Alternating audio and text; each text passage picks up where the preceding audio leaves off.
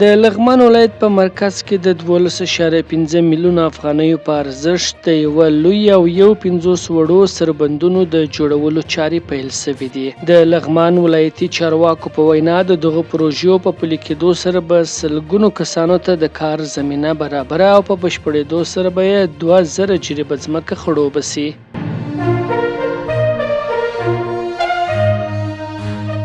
په بدخشان کې د ځمکې ښویېدنې له امله یو شمېر زیانمنې شوي کورنۍ شکایت کوي چې د دوی ستونزو ته رسېدنه نه کېږي.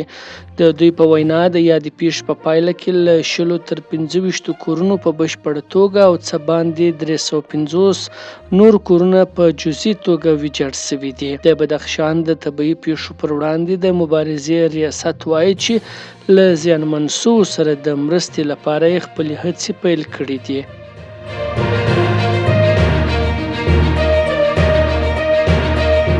په ننګرهار ولایت کې د یوې ټرافیکي پیښې له امله نن یو تن مړ شوی او 6 نور ټپیان دي.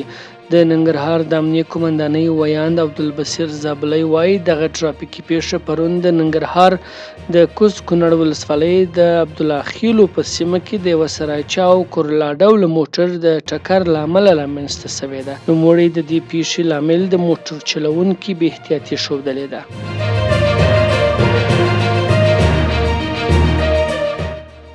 د سمنګان ولایتي چارواکي وایي چې د 32 میلیونه افغانیو په لګښت د سمنګان بغلان او سمنګان بلخ لوی لارې د ویجاړ شویو برخو د بیا رغونې چارې پیل شوې دي.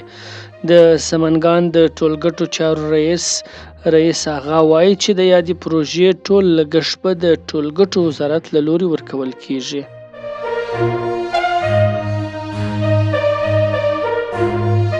لندن کې پولیسو 3 پاکستانیان د یوې نجلۍ د قتل په تور نیولي. د برتانیا هغه پولیس چې د 11 کلنې نجلۍ د قتل پر قضیه څېړنه کوي وایي چې د نجلۍ پلار، میره او کاکا یې له پاکستانه برتانیا ته د بیرته راستنېدونکو پر وخت د دغه قتل په تور نیولي دي.